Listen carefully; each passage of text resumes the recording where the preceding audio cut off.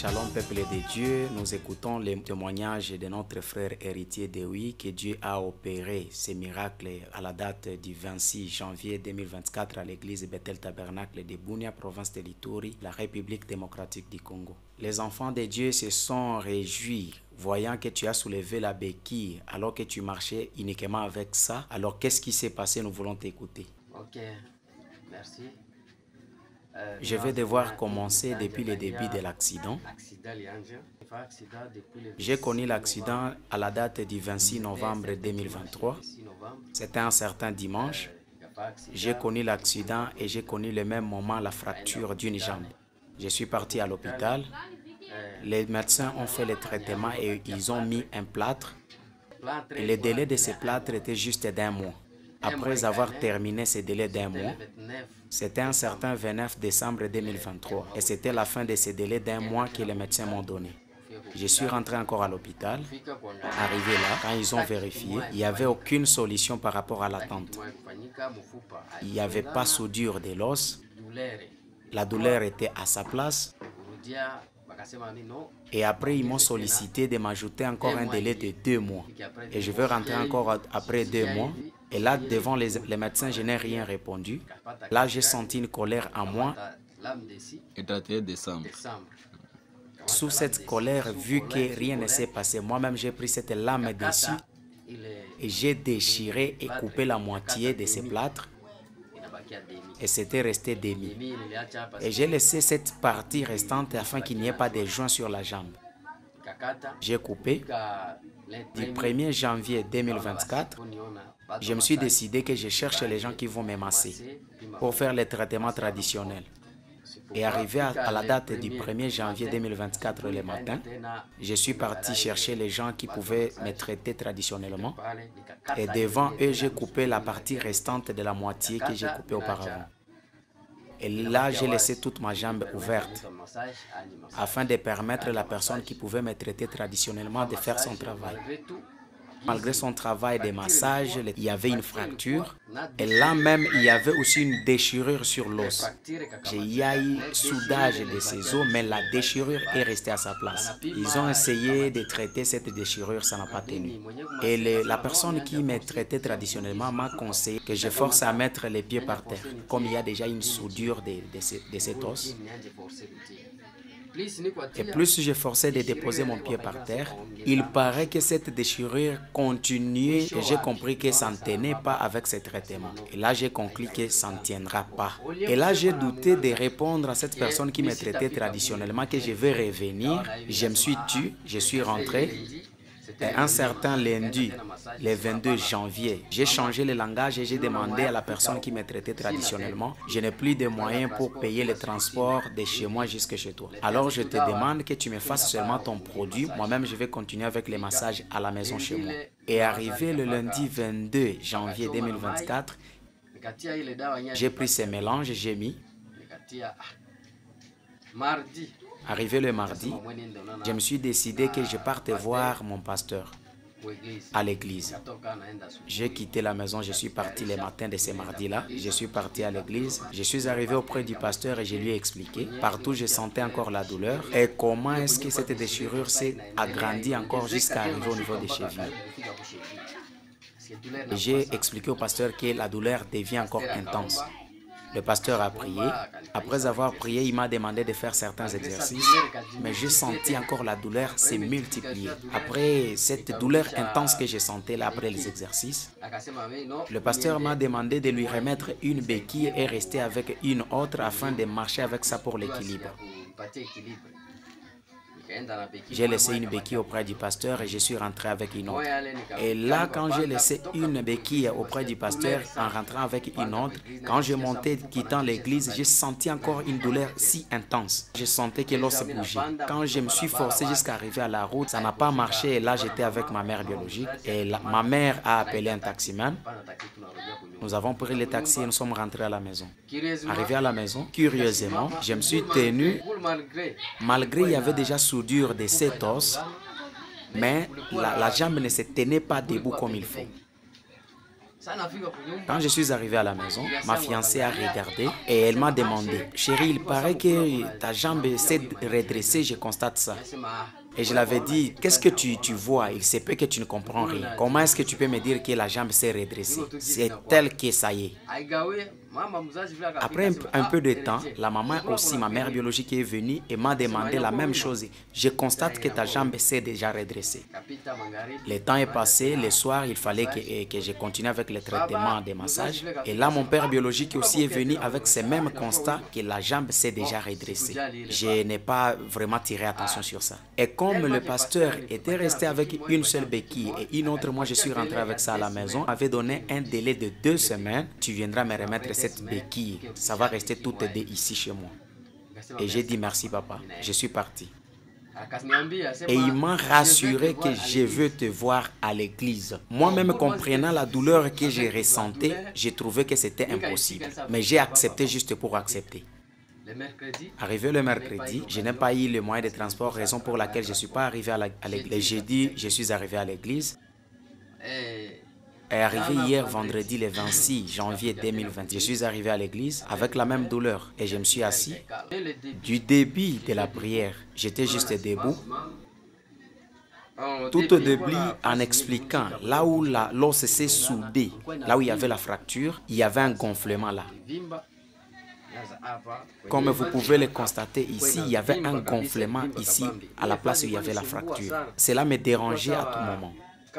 Quand je me tiens debout, si j'ai ramené toute la force à la jambe fracturée, je sentais comme si cet os me pinçait à l'intérieur. Donc il n'y avait pas moyen que je tienne toute force juste à la jambe fracturée.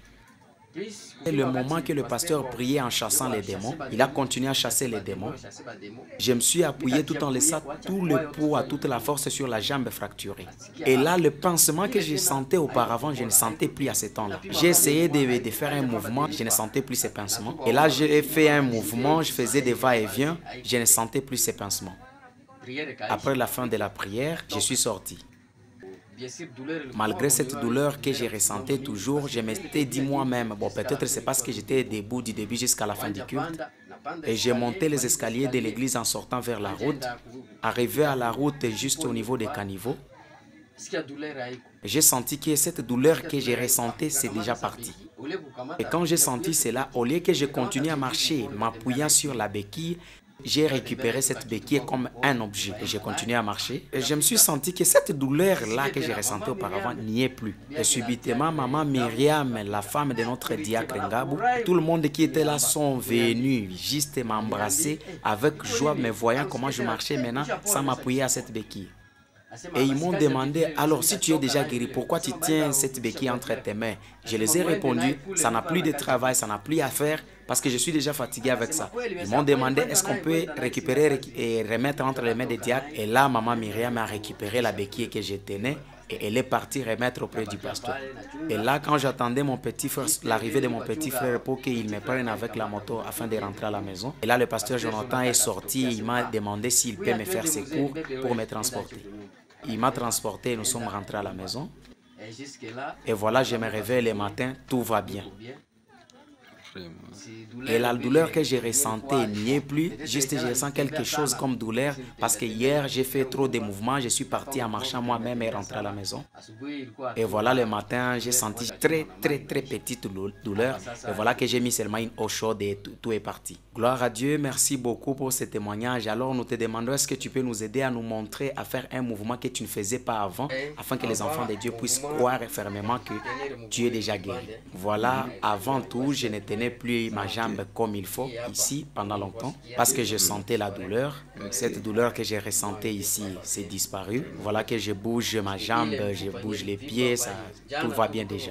Parce que les gonflements qui étaient ici, là où il y avait la fracture, juste hier quand je suis sorti de l'église, là où il y avait les gonflements, ce qui dérangeait ici, j'ai constaté que c'est disparu. Moi-même, je ne savais pas quand je suis arrivé venant de l'église, mais moi-même, j'ai essayé de vérifier. J'ai trouvé que ces gonflements étaient déjà disparus. Tu peux te tenir debout. Essayer de faire le mouvement des pieds qu'on voit et comment tu es guéri. Gloire à Dieu, que Dieu te bénisse richement. Dieu te bénisse richement pour ces grands témoignages que tu viens de nous donner par les miracles que Dieu a fait dans ta vie. Le petit héritier de où est-ce qu'il est là aujourd'hui? Petit héritier de oui. Héritier de oui. Coulé. Où ça? Coulé. Regardez-les. Mwangali. Il venait avec Béki. Alikia na Béki. Je termine maintenant. Namaliza sasa hivi hapa. Il avait connu une fracture. Alivunjikaka. Et fissure. Na mfupi na katika na kupasuka. Et on a mis plâtre. Banatia plâtre. Ni soudé. Haikamatane. Ni réhabilité. Haikamatane wala hairudie fasi yake. Il est là, héritier. Yeye ule pale héritier de oui. On a prié. Tunaomba. Dieu a soudé l'os. Mungu anakwamisha mfupa fasi yake. Mais la déchirure de l'os ile kupasuka ya mfupa n'était pas rétablie. Haikurudia fasi, haikurudia, haikupama. Il est venu le mardi. Anakia siku ya tatu. J'ai vu une vision. Nikaona ono. Qu'il marchait. Sema kuna tembea. J'ai prié. Naomba. Mais il n'a pas marché bien. Hatembee mzuri. Qu'est-ce que c'est ça? Iko nini? J'ai vu la vision. Naona ono. Qu'il marchait sans iko natembea bila Béki. Je prie encore. Naomba tena. OK. Bon, la douleur a diminué. Maumivu yanapunguka. Prends un autre béquille. Kamata béquille. Quand il retourne, la fissure de l'os devient encore grand. Inakuwa tena kubwa zaidi. Paka chini. C'est ça héritier. Ndio vile héritier. Le vendredi, il était là derrière notre diacre Dido. Siku ya tatu alikuwa kule nyuma fasi diacre Dido iko. Avec le seul béquille là. Na béquille moja. On a prié. Tunaomba. On a chassé. Tunafukuza. C'était ça? Ilikuwa vile. On est mort. Tunakufa. Enterré. Zikwa. On a terminé. Namaliza. Quand il quittait pour partir, watu anatoa kwa kwenda, la fissure ile fasi ilipasuka ile a commencé à se souder. Inaanza kukamatana. Arrivé aux escaliers, kufika pesa ba escalier, le béquille là, béquille ile il a pris comme valise. Anamata sio valise sasa. Et le jubilé commençait là-bas. Il a dit, je suis fatigué de ce béquille. Allez rendre ça là-bas. Qui peut m'ouvrir les chemins qu'il vienne un peu? Voilà. L'os cassé, ressoudé, fissuré, ressoudé le vendredi. Le voilà, même avec des chaussures.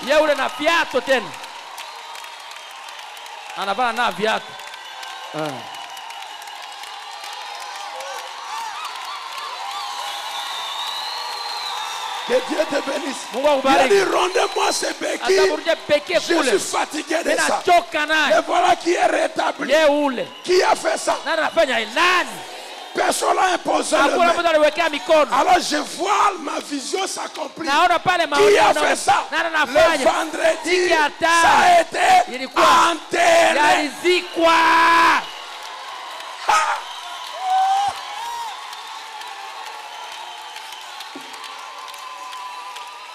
Est-ce qu'il est vivant? J'étais étonné quand Jacques m'a ouvert la vision et la vidéo, il tapait la jambe comme ça par terre. Motomoko est pasuki à tout à l'okonomasi. Et bouka ne peut pas partir plâtre et quitter. Jésus est bon. Qui a fait cela? Qui a fait cela? Qui est ce Jésus? Ton Seigneur, ton roi. Écoutez ceci. Je vais lire les citations.